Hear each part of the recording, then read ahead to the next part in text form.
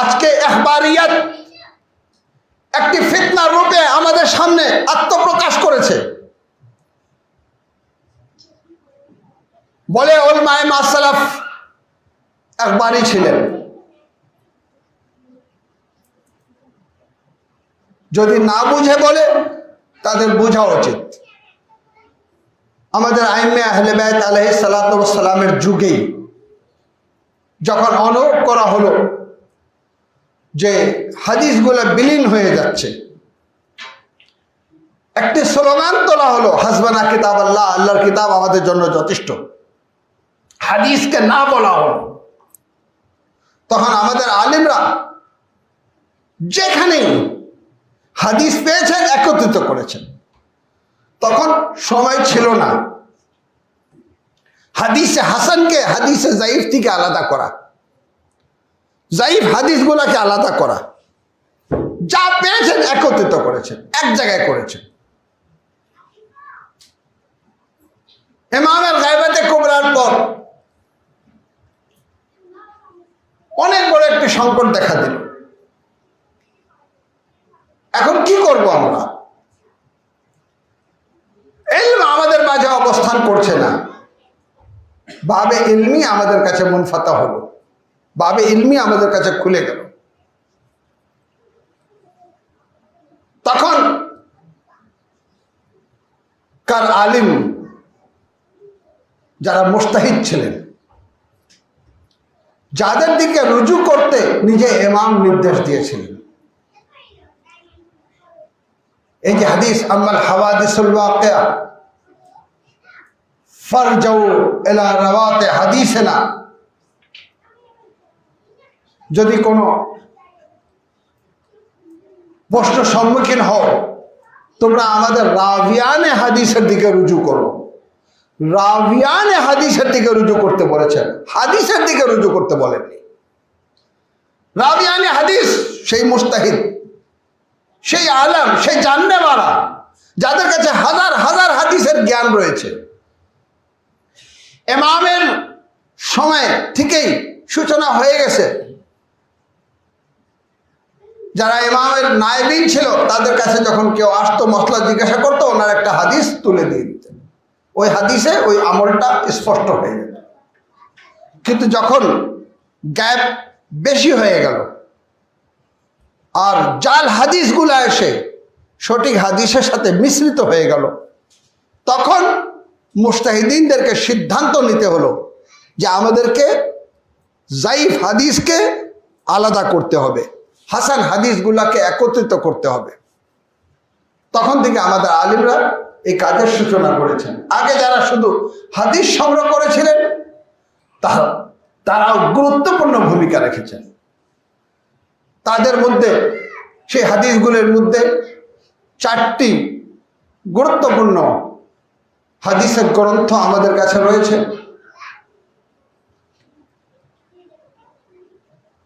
উসুলে কাফি, ফুরুয়ে কাফি মিলে কাফি বলা হয়। আল্লামা কুলাইনি আলাইহির রহমা, তাহজিব, মান লা ইয়াদুরুল ফাকিহ, ইস্তিফসার। এই 4টি হাদিসের গ্রন্থ গুরুত্বপূর্ণ, কিন্তু 100% সহি এটা বলা যাবে না।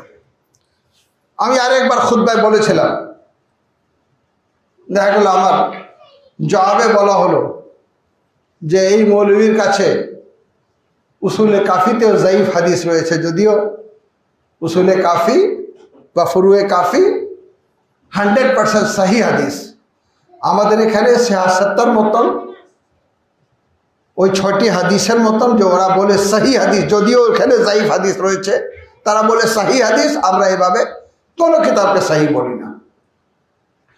হ্যাঁ, গুরুত্বপূর্ণ, নিশ্চিতভাবে গুরুত্বপূর্ণ। নিশ্চিত রূপে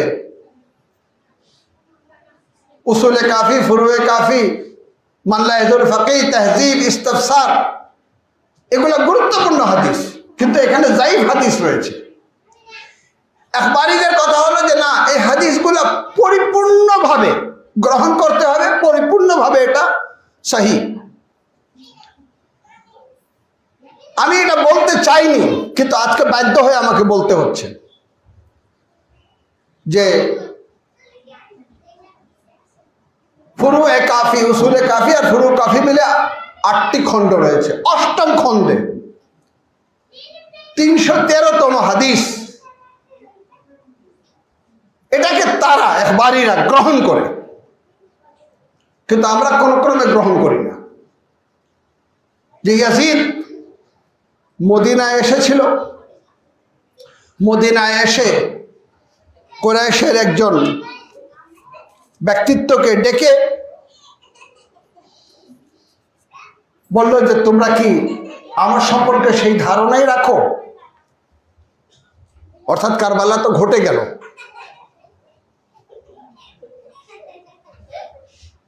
তোমরা কি আমার গোলাম হতে প্রস্তুত না? তখন তিনি বলেছিলেন, ওয়াল্লাহি ইয়া ইয়াজিদ মা আনতা বিআকরাম মিন্নি ফিল কুরাইশ। হে ইয়াজিদ, তুমি কিন্তু আমাদের কাছে সম্মানিত না, কুরাইশের কাছে সম্মানিত না, না হাসাবের দৃষ্টিতে, না নাসাবের দৃষ্টিতে, না জাহেলিয়াতের সময় তোমাদের আবা আজদাদ আমার আবা আজদাদ থেকে উত্তম ছিলেন, না ইসলামের যুগে তোমাদের আবা আজদাদ আমাদের আবা আজদাদ থেকে উত্তম ছিলেন। আমি কি করে তোমার বায়াত করব? তিনি বায়াত করেননি। বায়াত করেননি, ইয়াজিদ তাকে হত্যার নির্দেশ দিল। ওনাকে শহীদ করা হলো। তারপর দিন ইমামে জাইনুল আবদিন আলাইহিস সালাতু ওয়াস সালামকে ডাকে, ডেকে বলে যে আপনি আমার বায়াত করবেন, আমার গোলাম হবেন। এবং উদাহরণ দিল যে কালকে আমি এভাবে একজনকে, আপনার মধ্য থেকে একজনকে আমি হত্যা করেছি, অর্থাৎ হত্যার হুমকি দিল। ইমামে জাইনুল আবদিন ইসলাম বললেন যে হ্যাঁ, ইকরাহের সাথে, অর্থাৎ আমার কাছে এটা পছন্দনীয় না, কিন্তু আমার তোমার বায়াত করতে প্রস্তুত। আমি তোমার বায়াত করছি, তোমার গোলাম হয়ে যাচ্ছি। তুমি যদি চাও নিজের গোলামিতে রাখো, যদি চাও আমাকে বিক্রি করে দাও, অন্য জায়গায় পাঠিয়ে দাও, অর্থাৎ তোমার গোলাম হয়ে যাচ্ছি। নাউযুবিল্লাহ মিন যালিক। তারা বলে হে ইমাম তাকাইয়া করেছিলেন, তারা বলে ইমাম নিজের জীবন রক্ষার জন্য এই কাজটি করেছিলেন। আজকে ইখবারিরা এই হাদিসকে বিশ্বাস করে যে ইমামে জাইনুল আবদিন আলাইহিস সালাতু ওয়াস সালাম ইয়াজিদের বায়াত করেছিলেন। লানাত হোক এই আকীদার উপরে, যারা এই আকীদা পোষণ করে যে মাসুম ইমাম ইয়াজিদের বায়াত করেছিলেন, যার বাবা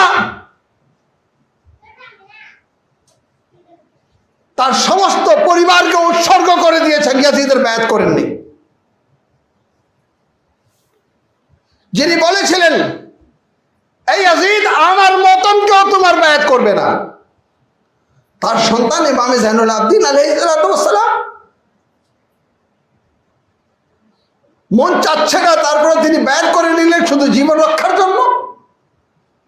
ইমামে হোসেন নিজের জীবন দিয়ে দিলেন, শাহাদাত বরণ করলেন, আর তার সন্তান বায়াত করতেছে। তাও মদিনায় কারবালা থেকে কুফা হাতে শিকড় বেঁধে নিয়ে যাওয়া হলো, তখন ইমাম বায়াত করেননি। তখনই যদি বায়াত করতেন সবাই মুক্ত হয়ে যেতেন, তখন বায়াত করেননি। শামের দরবারে সেই মাসায়েব তিনি সহ্য করেছেন, যেটাকে নিয়ে তিনি মদিনায় বলতেন आबिद से यूं किसी ने वतन में किया कलाम, गुजरे कहां ज्यादा अलम तुम पे या इमाम। शर्मा के 3 बार कहा शाम शाम शाम, सरनंगे मेरा कुनबा था और सब्त खासो आम। बेवों का नाम लेके आदू शाद होते थे, बाबा का सर भी रोता था और हम भी रोते थे। যেখানে ইমামকে কেউ জিজ্ঞাসা করতো সবচেয়ে বেশি মুসিবত কোথায়, তো বলতেন শাম শাম শাম। সেই শামে তো ইমামে জাইনুল আবদিন সাহেব বায়াত করেননি। আর মদিনায় তিনি বায়াত করেছেন। নাউযুবিল্লাহ। নিশ্চিতভাবে আল্লামা কুলাইনি হাদিসকে নিয়ে আসছেন, কিন্তু হাদিস হচ্ছে যায়ীফ। আমি এর আগেই বললাম যে হাদিসগুলো এক জায়গায় করা হয়েছে, একত্রিত করা হয়েছে, পরে মুস্তাদরাকুল হাদিস লেখা হলো, পরে যায়ীফ থেকে। কিন্তু তারা বলে যে না, এই 4টি গ্রন্থ সহিহ এবং হুজ্জাত, তার মধ্যে এই হাদিস রয়েছে। তারা বিশ্বাসী যে ইমামে জাইনুল আবদিন আলাইহিস সালাতু ওয়াস সালাম ইয়াজিদের বায়াত করেছেন। আজকে যে সকল যুবকরা বিভ্রান্ত হচ্ছে, তাদের বিবেকের কাছে আমার প্রশ্ন, তোমরা কি বিশ্বাস করো যে ইমামে জাইনুল আবদিন আলাইহিস সালাতু ওয়াস সালাম ইয়াজিদের বায়াত করেছিলেন? আর যে আখলাকের পরিচয় তারা দিচ্ছে, এর থেকে বোঝা যায় যে তাদের কাছে দ্বীন নেই। দ্বীন ভদ্রতা শিখায়, দ্বীন আখলাকের অধিকারী বানায় মানুষকে, দ্বীন ভালো চরিত্রের মানুষ বানায়। দ্বীন এরকম অধিকার কাউকে দেয়নি যে ইমাম খুমেনি রহমতুল্লাহ আলাইহির চোখকে মানে নষ্ট করে ছবিতে এবং তার ছবির উপরে লিখে দেওয়া হবে দাজ্জাল, নাউযুবিল্লাহ। দ্বীন অধিকার দিয়েছে। কোন ইমামের কাছ থেকে শিখেছ? কোন হাদিসে তোমাকে এই শিক্ষা দিয়েছে? অভদ্রতা? তাহলে জেনে রাখুন, আগে যে ইখবারিয়ত ছিল, ওটা ছিল একটা ইলমের অধ্যায়। উসুলি ইখবারি একই মাদ্রাসায় একই জায়গায় বসবাস করতেন, একই জায়গায় থাকতেন। কমে অনেক ইখবারি আলিম আমি যখন পড়ালেখা করতাম তখনও ছিলেন, এবং কি আমাদের দায়িত্বশীলরা তাদেরকে দাওয়াত করেছিলেন, তারা আসতেন আমাদের এখানে হাদিসের শিক্ষা দিতেন। আমি এর আগেও বলেছি, আমার ওস্তাদ ইখবারি ছিলেন, আমি তাদের নাম পর্যন্ত এখনো মুখস্থ আছে। একই জায়গায় একই সাথে বসবাস করা, কেউ কাউকে লাং করতো না। এটা ছিল ইমামে জামান আজ্জাল্লাহু তাআলা ফরজাহু শরীফের গায়বাতে কুবরার পর থেকে প্রায় 1000 হিজরি পর্যন্ত, 10ম হিজরি পর্যন্ত আমাদের আলিমদের মধ্যে উসুলি ইখবারি একে অপরের পাশাপাশি অবস্থান করত, কেউ কাউকে ফতোয়া দিত না। ইখতিলাফ ছিল ইলমি ইখতিলাফ। প্রথম যিনি আসে ইখবারিয়াতের বলতে গেলে একটি দল, একটি ধর্ম, একটি মাযহাব হিসাবে বলতে গেলে পরিচয় করালেন, তিনি ছিলেন মুহাম্মদ আমিন ইস্তারাবাদী 1033 হিজরিতে, অর্থাৎ 11তম শতাব্দীতে, 400 বছর আগে। যাই হোক, তারপরে আমরা দেখতে পাচ্ছি আজকে থেকে 50 বছর আগেও সহ অবস্থানে বসবাস করা। কিন্তু 1979-তে যখন বিপ্লব সংঘটিত হলো, বিপ্লবের বিরুদ্ধে নানা ধরনের ষড়যন্ত্র শুরু হলো।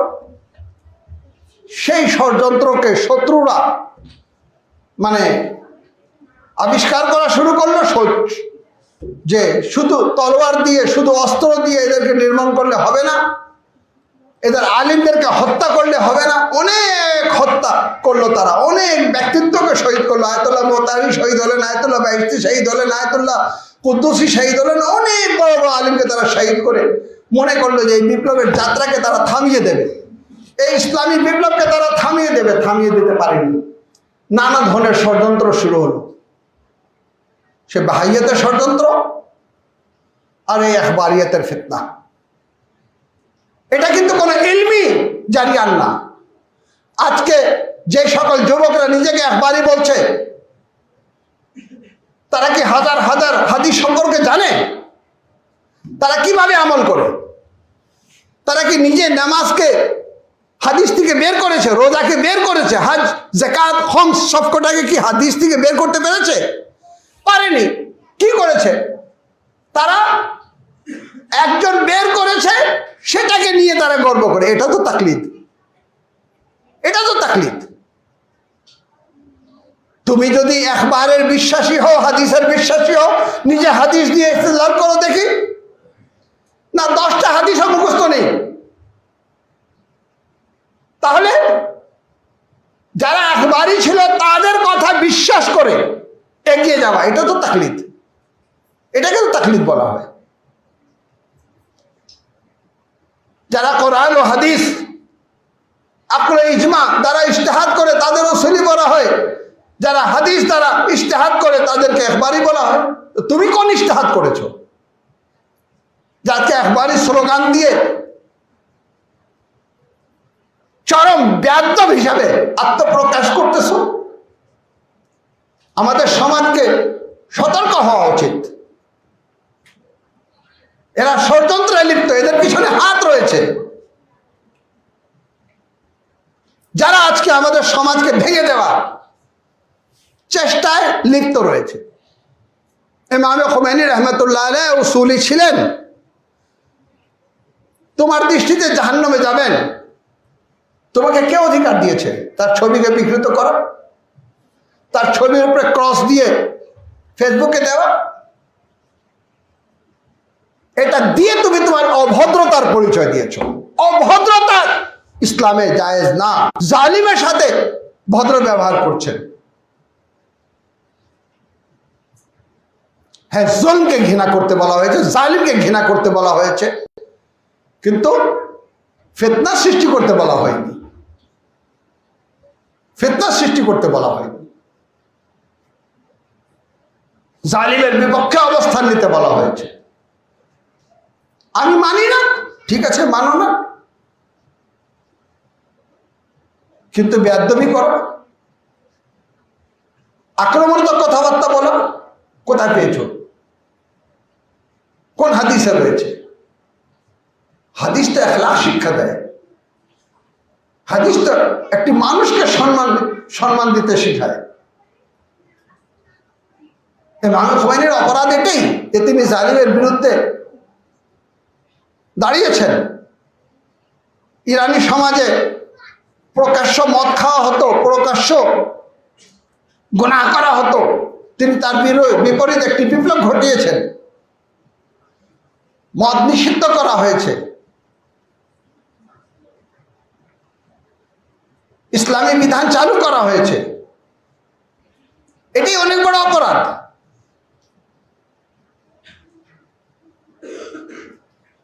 আমি মনে করি আমাদের যুব সমাজ সচেতন হবে, পড়ালেখা করবে, আর ইখবারীদের কাছে তাদের এই আকীদা জিজ্ঞাসা করবে যে ইমাম যায়নুল আবদিন আলাইহিস সালাতু ওয়াস সালাম ইয়াজিদের বায়াত করেছিলেন, তোমরা এটা বিশ্বাস করো, কি ব্যাখ্যা রয়েছে? এটাই বলবে তাকাইয়া, এটাই বলবে ইকরাহ, এটাই বলবে জীবন রক্ষা। কোনোটাই গ্রহণযোগ্য না। যদি জীবন রক্ষাই গুরুত্বপূর্ণ থাকতো তাহলে ইমাম হোসেন বায়াত করে জীবন রক্ষা করে নিতেন। ওনার আলী আকবর শহীদ হতো না, ওনার আলী আসগর শহীদ হতো না, ওনার কাসেম শহীদ হতো না। আজকে সমস্ত মজলিসে পড়া হয় সরদাদ নদাদ দস দরদস্তে ইয়াজিদ। মাথা দিয়ে দিলেন, হাত ইয়াজিদের হাতে দেননি। হাক্কা কে বেনা লা ইলাহা আস্ত হুসাইন, যে হুসাইনকে নিয়ে এত গর্ব, সে হুসাইনের সন্তানকে তোমরা লাঞ্ছিত করতেছো একটি জাল হাদিস দিয়ে, একটি মিথ্যা হাদিস দিয়ে, একটা জাফ হাদিস দিয়ে। আমরাই সঠিক বলেছি যে কোনো হাদিস গ্রন্থ সহি না। যারা আলিম তারা রিসার্চ করবে, রিসার্চ করে দেখবে, কোরআনের সাথে মিলিয়ে দেখবে যে হাদিস সঠিক, তার উপরে আমল করবে, যে হাদিস যাইফ তার উপরে আমল করবে না। আর বললে হবে না এই হাদিস এই গ্রন্থে আসছে, ওই গ্রন্থে আসছে, হাজার জায়গায় নাকল হোক, কিন্তু কোন ক্রমে মেনে নেওয়া যায় না যে ইমাম যায়নুল আবদিন আলাইহিস সালাতু ওয়াস সালাম নওয়াজুবিল্লাহ ইয়াজিদের বায়াত করেছেন। আল্লাহ রাব্বুল আলামিন আমাদেরকে